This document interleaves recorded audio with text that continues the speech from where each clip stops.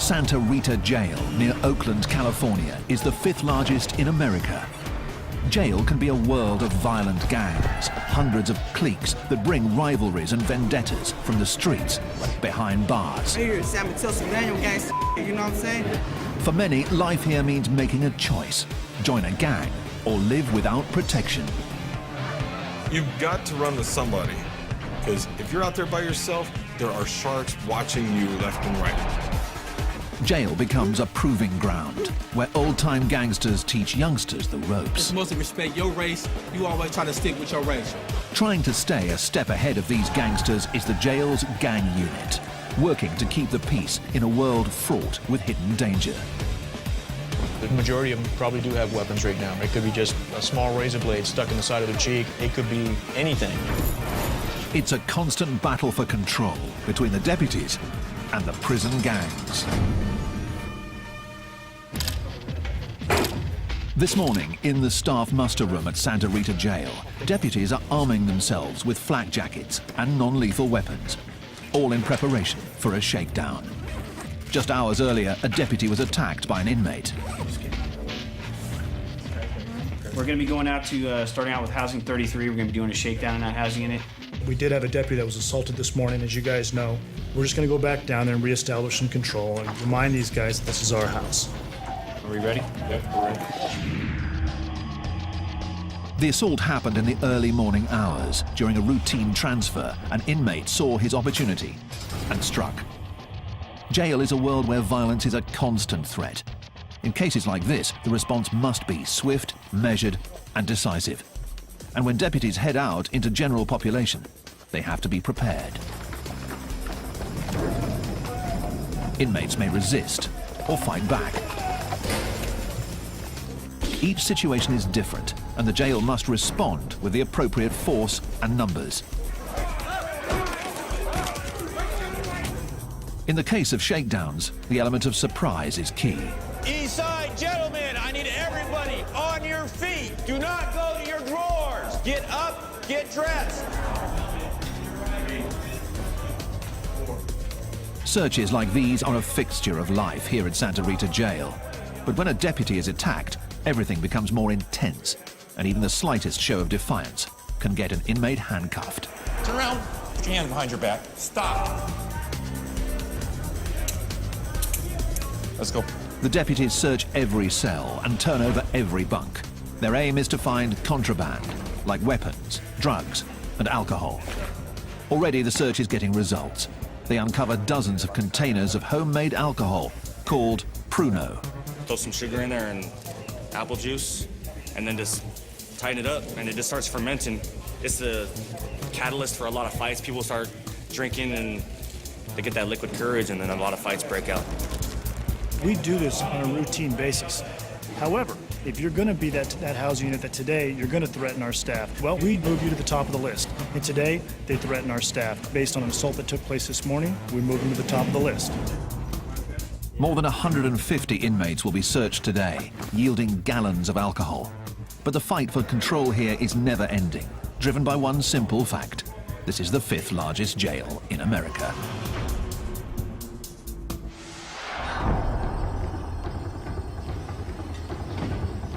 Alameda County's Santa Rita Jail near Oakland houses 4,000 inmates. 18 housing units stretch the length of the sprawling facility, a full half-mile from end to end.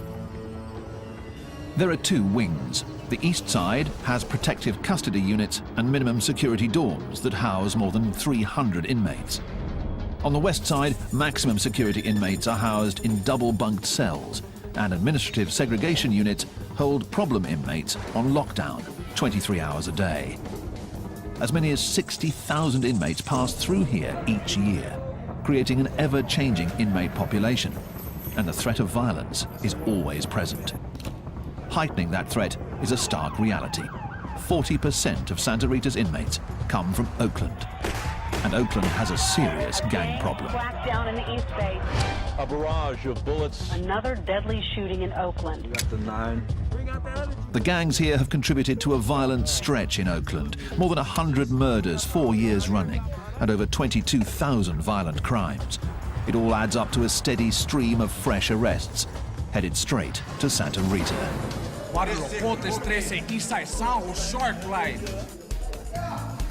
The streets of Oakland set the tone here, and roughly half of the inmates have gang affiliations and often bring vendettas and rivalries with them from the street. Keeping control means constant vigilance that begins the moment inmates walk through the door. Deputy Terry Carson is working at the intake area, known as ITR.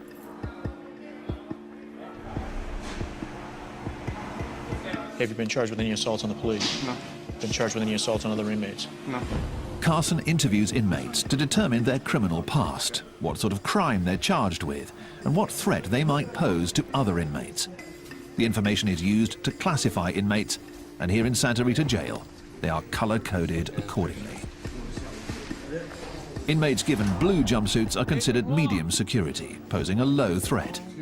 Yellow is given to those with heavy charges or a history of violence behind bars. Terrorist threats? Okay. Each one of these represents the year that you did in prison? Red means an inmate is headed to protective custody or administrative segregation. You remember what the case was at Central State Prison? Yeah. What was it? Barry, domestic assault, attempted murder. And when you were in San Quentin, how many points did you have? I made level 4. You made level 4. It is classification born out of necessity, an attempt to keep the peace. It's that big wall 3, homeboy, that you knew. Barrio Pobre, Sureños, 831, Costa Central. With so many gang members at Santa Rita, making sure rivals are separated is key. You see somebody that's opposite, say Sureño or Norteño, opposite of you. If you're Sureño, you better get off on that Norteño. That's all there is to it. That's the politics. And if you don't, we're going to do something to you. But new tensions between gangs can heat up at any minute. So the jail has created a special unit to track the ever-changing gang world. Terry Carson is part of the team, and so is Mark Schlegel. Together they make up the Gang Classification Unit, and their office wall is lined with one of the keys to understanding the gang world: coded artwork. You have a Kumi 415 over here. This is the Hells Angels, West Oakland. Oh, you got X4 Norte. Hidden in the drawings are important clues of affiliation, of rivalries, and of potential conflict. It's all part of a story that translates to the history written on the inmates themselves: tattoos. When these guys come across the counter, you'll see this same type of artwork on their skin. So they tell me a story. 14th letter of the alphabet, which is N, which stands for Norte. You'll also see 14 on white supremacist guys, but that means totally different. These guys don't put this stuff on a piece of paper or on their bodies without a reason or a story behind it. Decoding the story may be vital to keeping the peace here behind bars, but the gang unit serves an even greater purpose. They are building a record of each gang member, one that will follow them to prison or back out onto the streets. It's valuable intelligence that gets shared with corrections and police alike. But the challenge for the gang unit is daunting. There are hundreds of cliques and gangs in California, and on any given day, behind the walls of Santa Rita, many of them are represented. You got border brothers, you got everybody, Paisas, blacks, whites. If enemies are housed together, violence will follow. And right now, in Maximum Housing Unit 6, is a graphic reminder of that reality. Crime scene cleanup is already here, removing the remnants of a violent fight that started just hours earlier. Yeah, we had just opened the doors for dinner feeding. An inmate ran down here from cell 14, entered the cell, attacked the other inmate, had a razor blade attached to a short piece of plastic, tried to slice him on the facial area. The injured inmates have been taken to medical, where the attacker may face charges for assault. It's still unclear whether the fight was gang-related.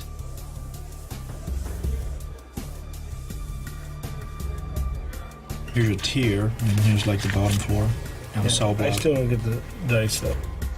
The unit is under constant pressure to get it right, to decode thousands of pieces of intelligence and gang writings. It's blood, but it's blood.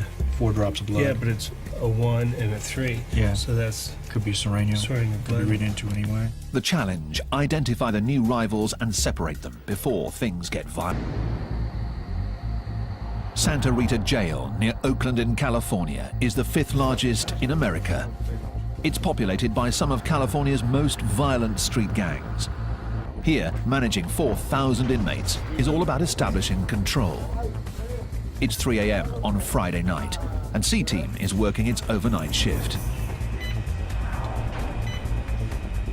Roughly 60 arrests have come in tonight to be printed, tagged, and processed. Let's go. We're going to search you right here. Shoes and socks on this side of the blue line. My side of the blue line. Shoes and socks. Late in the shift, Deputy John White and the rest of the team are still on alert in an area where anything can happen. Let's go. Hands out in front of you. This is intake, transfer, and release, known as ITR, and it's where arrestees become inmates. We're real careful at this point. This is our most dangerous portion of ITR. We found anything from narcotics, knives, guns. We found everything in these cells after they leave them. The mood is always tense, but tonight has gone smoothly. But as every deputy knows, the later it gets, the greater the chance for trouble.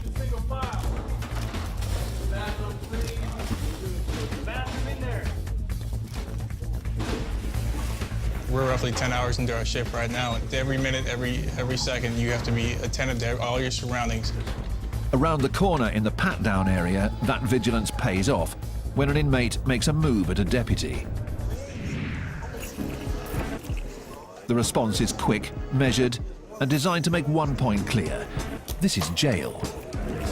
We have to set the tone because they come across and they're not fully acclimated to being in custody. They don't realize they are not in control anymore. This is an individual that came across, he's intoxicated. They came across, we attempted to search him, he became combative. So for our safety and for his safety, we went ahead and we restrained him, brought him back to the back. It happens every night. Don't kick me, dude. The alcohol does funny things to people, and unfortunately, this is where they usually end up. This inmate will sober up in a back tank of ITR. By night, it's a quiet corner for problem inmates. But in the morning, the mood changes radically as ITR transforms into the bustling hub of the jail.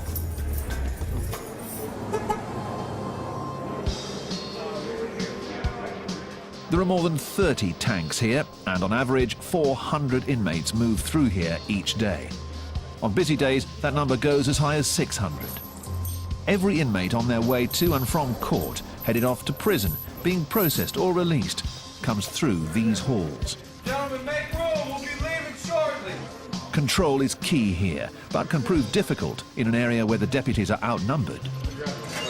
You've got, anywhere from 8 to 12 people on a shift working down here, but at any given time, you could be working with up to 300 inmates. It's 1:50. That means it's the last bus before count goes up. So let's get it done. Noise check it. With so many inmates to keep track of, on busy days the system backs up. That can create tension, especially in the larger tanks, known as the bullpen. Typically there are less than 20 detainees in here. When deputies fall behind, that number rises, and the bullpen heats up.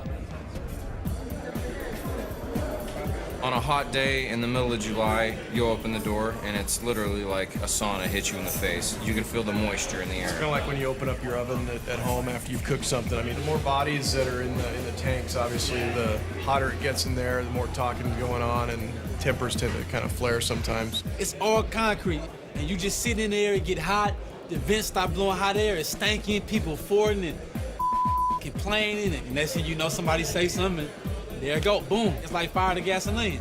That's all it takes, you feel me? Open holding tanks are used at jails across the country. With a mixture of inmates all on edge, the atmosphere is tense and flare-ups are imminent. Away from the deputy's view, fights can break out at any moment and escalate as other inmates within the tanks become involved. Stand by, gentlemen. I'll be right back. The ever-present threat of fights keeps the pressure on the ITR staff. Inmates can't avoid the bullpen, so it's vital that the deputies get them out or back to the cell houses fast. Does everybody know the rules? As the day comes to an end, Deputy Scott Brandon moves more than 60 inmates back to the units. Right shoulder, right wall, single file line. The second rule. Shut up. Please be quiet. With the inmates unshackled, there's one basic goal: keep them moving. You want to kind of keep them going in the same direction with a minimal amount of distraction. So if you can get them moving all in the same direction that looks like somewhat of a straight line, then to me you're doing your job and you're getting it done. Because the whole goal is not to get into a fight with everybody you see. It can't run like that. And the long and short of it is these aren't children, these are grown men. So they're gonna act the way they're gonna act. For inmates, leaving ITR marks the end of a long day. But for those returning to cell houses like 34, the stress is just beginning. Can get you toss some gators, close the book. Won't you take a closer look? Closed casket pressure cook. And I'm the peer pressure that your teacher talking about. Toss go off the tier to teach him not to run his mouth. And I'ma run with it. There are 328 inmates here, the maximum allowed, and just 2 deputies overseeing them all. During free time like this, known as pod time, it's loud, crowded, and governed by a code set by the inmates themselves. Inmates like Chris Card. It's mostly respect your race. You always try to stick with your race, you know what I mean? In this particular pile, we got the black hole where we sitting at. From this bunk on down, we try to keep it all African Americans. And toward the middle, the other diversities, they break up into different sects, you know what I mean? It's a separation that is stark and visible throughout the cell house, a racially divided world that inmates believe promotes the peace. Yet the racial divide here hides a more deep-seated separation. In this dorm, as with most cell houses here, the gangs are watching. Every table, every staircase, every phone is territory to be marked and held, much of it claimed by the dominant gang, the Norteños, who have their own bylaws and codes, rules followed by former gang members like Lucky. Everybody has a role, okay? It's like a body, you know? Like, everyone has a role in the gang. Everybody does. Because no matter if you're way up here or way down here, you're still contributing something. Say that there's a cell right here, okay? And this door opens 27 times a day. My job is to be in this cell and watch that door. And I jot down every time that door opened, okay? That's my job. I'm part of something. I am doing something. When you're in a gang, in a Norteño gang setting, it's by law you work out. If you don't, you will be disciplined and you'll be dealt with accordingly. That's the way it is.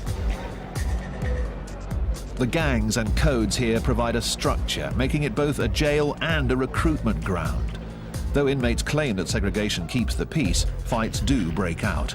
And when this happens, it's each race and each gang for themselves.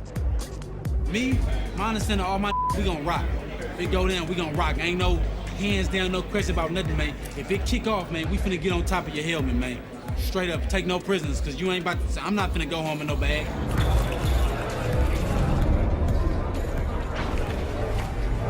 Lock down, fellas. Let's go, fellas, lock down! After 3 hours, pod time comes to an end and the inmates head back to their cells. The deputies walk through each of the tanks, where 36 men are double bunked behind mesh for the night. They confirm that all are present and accounted for and perform a final spot check for any contraband. In dorms like 34, the numbers are heavily in favor of the inmates.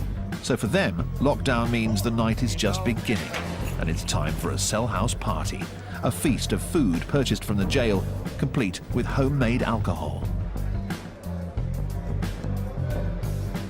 We can't let the police see this right here, man. This right here, man, knock you on your Tonight we making gumbo, oysters, chicken, tuna, rice. We all put in, you know, I mean, we eat like kings in here. The city of Oakland, California, has one of America's highest crime rates, with more than 100 murders in each of the past 3 years. Police are investigating Oakland's third murder of the weekend. 40% of Santa Rita's inmates come from Oakland, and many of them are in gangs. It's the first stop for the accused on their way to trial. But with thousands of repeat offenders coming through the door each year, it also serves another purpose. Santa Rita is like a training ground for prison. On the jail's east end, Dorm 34 is heading outside for a weekday ritual. Yard call. All 328 inmates are out together, and while it may seem like a time for recreation and games, there's much more going on. than meets the eye. From the guard tower above, deputies Mark Schlegel and Terry Carson of the Gang Classification Unit look on. Being able to sit up here and watch people work out in the yard, you can see if there's tensions going on, who's got some authority and who the bodyguards are. As you look down here, you can see that all our Northern Hispanics are down here at the end of the yard doing their workout program. Push-ups and all the different types of exercises they got going on, and then talking about business at the same time. And they're positioned in certain places to keep an eye out of what's going on, you know. If you look down there, you see a guy, he's all by himself, standing by them pull-up bars right down there. See how he's standing there with his back to them guys working out? He's standing guard. The yard is all about territory. Different gangs carving up their own sections, their own turf. Norteños control the handball courts. Black gangs rule the basketball court, and other Latinos on the volleyball court. The yard has a strict set of rules set by group leaders. What you have is you have every faction out there. You have Black, BGF, Blood, Crip. You got the Northerners and the Southerners. You got Whites. I don't want to deal with nobody else, no other race. They're not going to get in my way. You're not going to step on my game. You know, that's it. You stay on your side of the grounds. I stay on mine. You cross my ground, it's over. You know, I will kick the yard off. I don't care. The rigid structure can be seen almost everywhere. And in a jail dominated by gangs, going it alone seems a difficult option. You've got to run with somebody, okay? Because sooner or later, you're going to get caught up in a situation where who are you going to turn to? Yourself, you know? Because if you're out there by yourself, there are sharks watching you left and right. They're gonna come try to use you. They're gonna come try something to get over on you. That's how it works. And these guys, I would say a good majority of them probably do have weapons right now. It could be just a small razor blade stuck in the side of their cheek, or it could be, you know, a toothbrush that's sharpened down in their sock. It could be anything. The threat of violence is just one part of life on the yard. For inmates headed for serious time, the yard is also a proving ground, and the lessons learned here are carried forward to prison, where the stakes are even higher. Many of California's most infamous prison yards are dominated by hardened gangs, and their clashes can be deadly.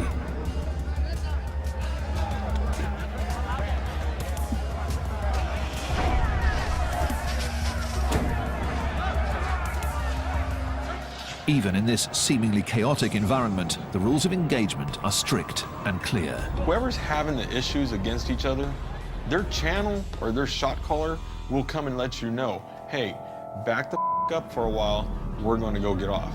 If you want to get involved, let us know. You have to know who's who over or who's helping who out to know when it's going to jump off. But you can pretty much tell. I mean, you'll see it. You'll see the grouping up. You'll see everybody getting in position, and then next you know, it's mayhem. This riot at California's Pelican Bay prison probably started after tensions built between rival gangs. The conflict lasted for more than half an hour as corrections officers tried to regain control. In the end, more than 20 inmates were injured. The threat is always there. You could walk past some guy and look at him just like, you know, the sun be in your eyes, and you look at him with your eyes like, you know, and then he'll run up on you. What the hell are you looking at? Nothing. Oh, I'm not nothing. See, and it could go just a domino effect of, you know, you're just saying the wrong things. The constant threat of violence has created a surprising shift. Gang members behind bars are turning their backs on gangster life. They're called dropouts, and they make up more than half of the inmates in protective custody here at Santa Rita. And Brian Curlis is one of them. Leaving gang life behind is no easy task. Curlis is in on a parole violation and is waiting for his sentence, which could mean a return to prison. He has a coveted job as a pod worker, but his criminal record makes him a 3 strikes candidate, meaning a new charge could get him a life sentence. And as a former gang member, the aggressive mentality runs deep. It's like now I'm a worker here. I tell people straight up, if you don't like the way I'm doing something, here's where I live. Come and see me at breakfast, you know? I don't have no problem with it. But at the same time, I don't want to get in a fight because I'm a three-strike candidate, you know? It's like, I don't know. Curlis is walking a fine line. One slip could land him behind bars for 25 years to life. Santa Rita Jail holds criminals from some of Oakland's most dangerous gangs. For gang members, cell houses and yards are a harsh training ground where the inmates are indoctrinated into the gang code. For the deputies, keeping the peace is a never-ending challenge that requires more than just watching over the inmates. It requires constant surveillance and vigilance. And today, in Dorm 32, deputies Carson and Schlegel of the gang unit are following up on some fresh intelligence. Time for pod time, pod time. Lower tier, stay off the carpet. Upper tier, stay off the stairs. Once all the doors are closed, I'll flash the lights. Again, this is pod time. Apparently about a week ago, from the information we're getting, they removed some of the guys that had a lot of say in this pod for the Northern Hispanics. They were taken out. And during that time, that kind of, you have a void there, so there's always going to be a little power struggle within the group to say who's going to step up and call the shots. In the rigid gang structure behind bars, the shot caller is the one in charge. He runs the dorm, decides who fights who, but he also keeps the peace. Without him, even more fights could break out. So the gang unit is trying to figure out who is stepping up next. Figuring that out can be tough in this constantly shifting environment. One of the things that they do as leaders is to help train everybody else that's coming in here, or make sure that people understand, you know, the structure in there. This is a county jail. When you're in the county jail, it's not like we're in prison where people are in there for years at a time. They're in for short periods of time, and so there's a lot of turnover and there's a lot of people coming and going. That constant turnover is one of the key challenges to keeping control here. Santa Rita sees nearly 60,000 inmates each year from all over Alameda County, so rivals from the street can easily end up housed next to each other, and that can spell trouble. Just as the jail is constantly looking to classify any incoming gang members, the gangs themselves have their own strict classification process. And just like the jail, it begins from the moment an inmate walks into a new cell house. When they come in, they have to check in, and when they check in, they have to give, from the time they started coming into custody of the first crime that they ever committed to up until now, they have to list each and every crime that they committed, where they went, where they stayed, what state prison they were in, who this cellie was, and all that stuff. So they have to have that track record there. It's like writing up their resume. These gang resumes are compiled on notes and are the key means of communication between the gang members. The writing on the note is tiny, called micro-writing, and some get moved throughout the facility and checked out for intelligence on new inmates. Information flows from one end of this facility to the other end of the facility on a daily basis. And the reason why it does that, and our central location, a point is, if they want to get information out, they can put it on laundry carts, they can put it on our food carts, and go back to our kitchen area, which our minimum inmates work. And if they want to get information for, say, Housing Unit 7, the worker can go out there and put it onto a food cart or a laundry cart. It's an underground background check, a poll taken of the inmates in the jail to see whether a new arrival checks out and can be trusted. If a new gang member checks out, he assumes his role in the gang structure. If the information doesn't check out, the consequences can be severe.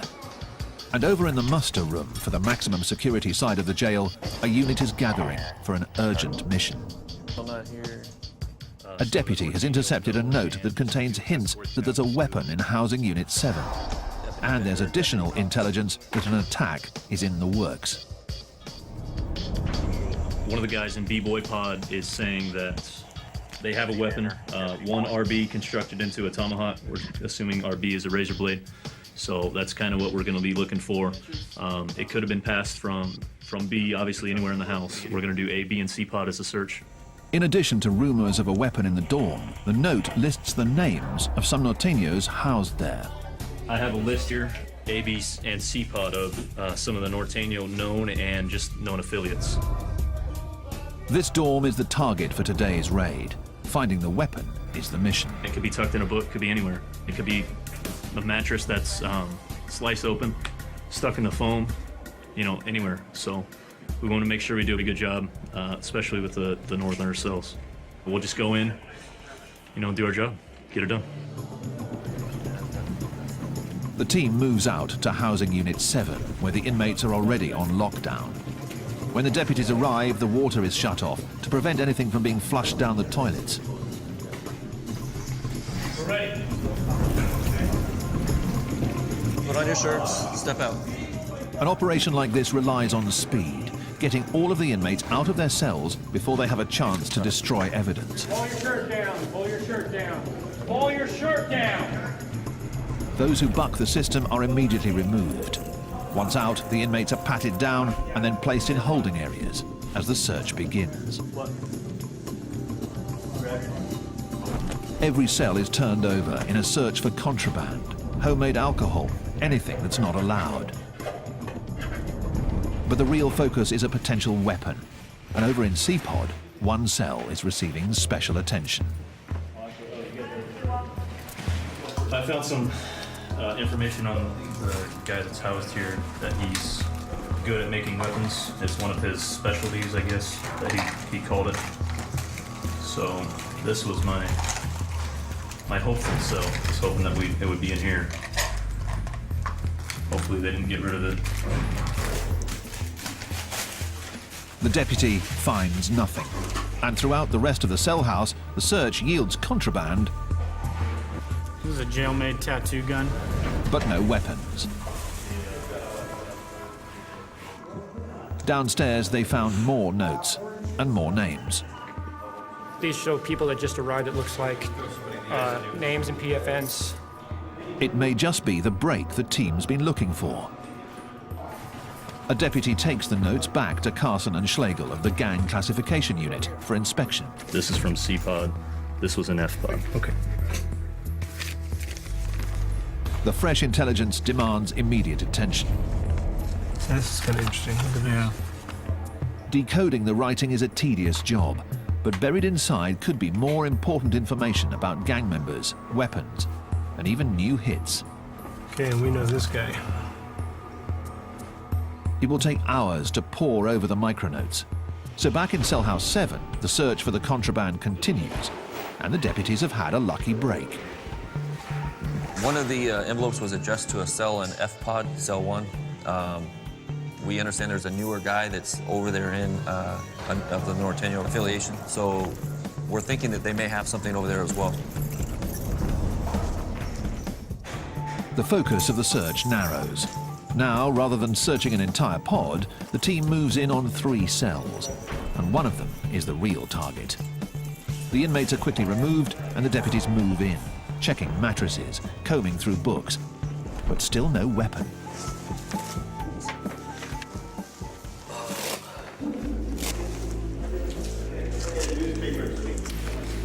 Out in the common space, a deputy spots something wedged under the television. It's coming together. No, that's what that's there for. It could be what they came here for. Yeah. A blade. Yeah. So we fit it up to slice somebody with. Yeah. See? The dangerous weapon is removed from Cell House 7, and for now at least, a possible gang hit is averted. Another small victory in a world where the threat of conflict is constant. Over in protective custody, Brian Curlis still marks his days at Santa Rita, trying his best to stay out of harm's way in a world of violence.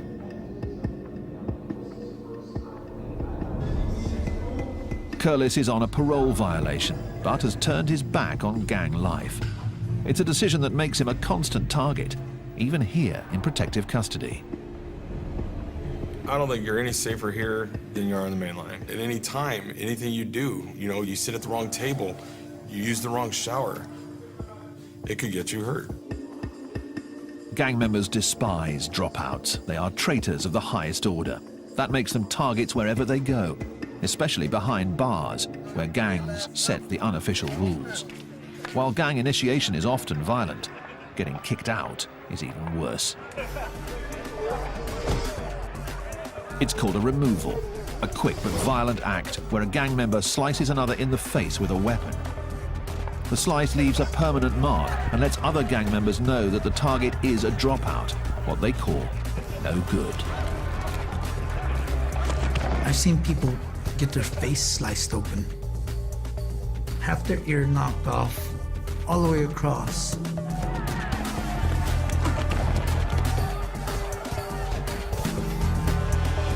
be a dropout, you know, it's like you're hated. You're hated a lot. People literally 100% want to kill you. By being placed in protective custody, the dropouts are already marked by the red jumpsuits they wear. So far, Curlis hasn't been attacked, but anything's possible in jail. It's something you got to deal with, you know? As you get older, you get wiser. If somebody starts assaulting me, I'm going to fight back. You know, I'm going to defend myself to the fullest. You got to be stronger than the average person around here. Curlis will soon find out his sentence. Until then, he's constantly on edge, always looking over his shoulder. Santa Rita Jail is a revolving door for some of Oakland, California's most violent gangs. An estimated 30,000 people with gang affiliations come through here each year, and deputies are always on their guard, always looking out for conflict. In intake, transfer and release, the day is just getting underway. A dozen deputies start their daily routine, moving 200 bodies through these halls. Gentlemen, we're gonna move down to the nurse.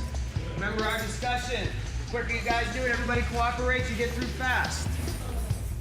Terry Carson of Gang Classification is on his post at the front end of the system, screening the new intakes, trying to figure out whether they have gang affiliations and where to put them. Remember these street gangs? No. None? Any tattoos? No tattoos. Nothing. Nothing on your back? Nothing. The process of classification here is never-ending. It's a process designed to keep rival gangs separated and violence from breaking out. Despite their best efforts, clashes can happen at any time. Clashes that escalate as staff step in to break them up. Out on the maximum security wing, in Housing Unit 4, a deputy has been caught in the crossfire while breaking up a fight between 3 suspected gang members. The inmates are already on lockdown as an investigation is underway, and the pod is littered with the remnants of a brawl. The deputy on duty is still shaken after having a chair thrown at him. A search of the pod after the fight, all inmates were searched and jail-made weapons were located within the pod. It makes you think when you go running in there to protect these guys, if somebody's gonna stab you and or hurt you also. It could be a trap, you never know. In an isolation cell, the inmate who threw the chair is still being questioned. I threw a couple of chairs actually. To what? Protect yourself? Yeah. The door closed. The deputies suspect that the fight was between rival gangs vying for power in the cell house.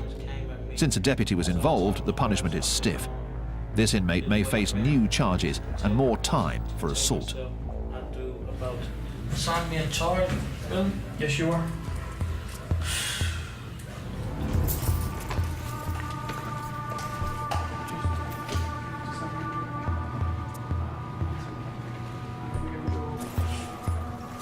New charges are something that every inmate dreads. They can mean more time behind bars.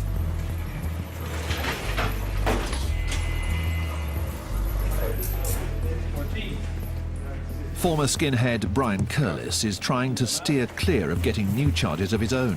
He's shipping out of Santa Rita, headed back to prison. Leaving jail behind means returning to a world where the convict code runs even deeper. As a gang dropout, he'll face challenges daily. But as a 3 strikes candidate, those challenges could have serious consequences.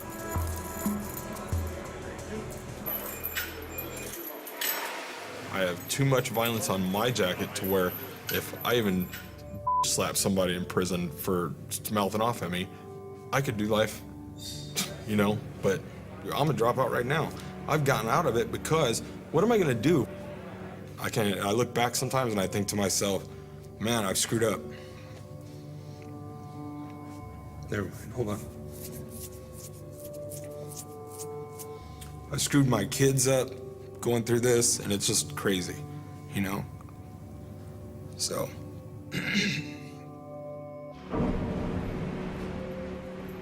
Curlis's sentence is 250 days.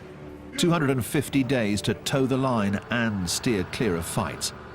If he fails, it could mean a life sentence. The prison bus leaves, signaling the end of another day. Back in the cell houses, the evening brings with it a familiar sight. Deputies have formed a squad and are making their way across the yard. It's another shakedown, another attempt to remind the inmates of who's in charge. The battle for control between gang members and deputies never ends. Join cops patrolling the drunken states of America in a brand new look at US binge drinking next Thursday at 9. Stay tuned for Seconds from Disaster.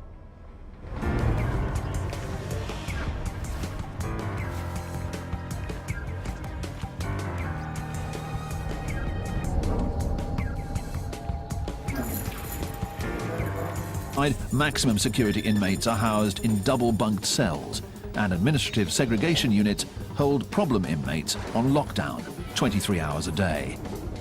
As many as 60,000 inmates pass through here each year, creating an ever-changing inmate population, and the threat of violence is always present. Heightening that threat is a stark reality. 40% of Santa Rita's inmates come from Oakland. And Oakland has a serious gang problem. Down in the East Bay. A barrage of bullets. Another deadly shooting in Oakland. We got the 9. The gangs here have contributed to a violent stretch in Oakland. More than 100 murders 4 years running, and over 22,000 violent crimes.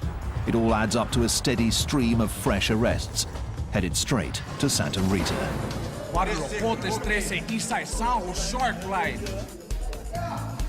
The streets of Oakland set the tone here, and roughly half of the inmates have gang affiliations, and often bring vendettas and rivalries with them. Santa Rita Jail, near Oakland, California, is the 5th largest in America. Jail can be a world of violent gangs, hundreds of cliques that bring rivalries and vendettas from the streets behind bars. You know what I'm saying?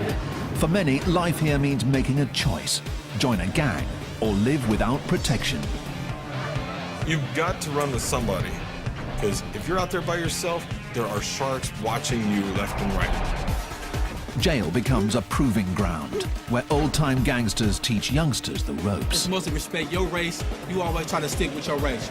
Trying to stay a step ahead of these gangsters is the jail's gang unit, working to keep the peace in a world fraught with hidden danger. The majority of them probably do have weapons right now. It could be just a small razor blade stuck in the side of the cheek. It could be anything. It's a constant battle for control between the deputies and the prison gangs. People start drinking and they get that liquid courage, and then a lot of fights break out. We do this on a routine basis. However, if you're going to be that housing unit that today you're going to threaten our staff, well, we move you to the top of the list. And today, they threaten our staff. Based on an assault that took place this morning, we move them to the top of the list. More than 150 inmates will be searched today, yielding gallons of alcohol. But the fight for control here is never ending, driven by one simple fact. This is the 5th largest jail in America.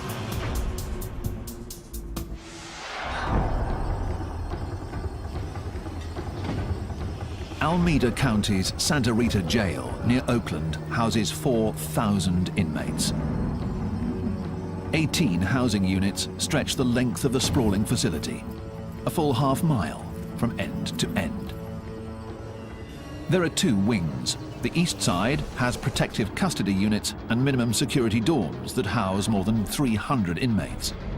On the west side must respond with the appropriate force and numbers. In the case of shakedowns, the element of surprise is key. East side, gentlemen, I need everybody on your feet. Do not go to your drawers. Get up, get dressed. Searches like these are a fixture of life here at Santa Rita Jail. But when a deputy is attacked, everything becomes more intense, and even the slightest show of defiance can get an inmate handcuffed. Turn around. Put your hands behind your back. Stop. Let's go. The deputies search every cell and turn over every bunk. Their aim is to find contraband, like weapons, drugs, and alcohol. Already the search is getting results.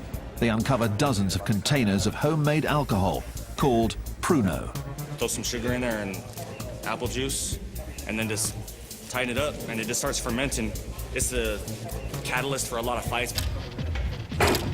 This morning, in the staff muster room at Santa Rita Jail, deputies are arming themselves with flak jackets and non-lethal weapons, all in preparation for a shakedown. Just hours earlier, a deputy was attacked by an inmate. We're going to be going out to, starting out with Housing 33. We're going to be doing a shakedown in that housing unit. We did have a deputy that was assaulted this morning, as you guys know. We're just going to go back down there and reestablish some control and remind these guys that this is our house. Are we ready? Yep, we're ready. The assault happened in the early morning hours. During a routine transfer, an inmate saw his opportunity and struck. Jail is a world where violence is a constant threat. In cases like this, the response must be swift, measured, and decisive. And when deputies head out into general population, they have to be prepared. Inmates may resist or fight back. Each situation is different, and the jail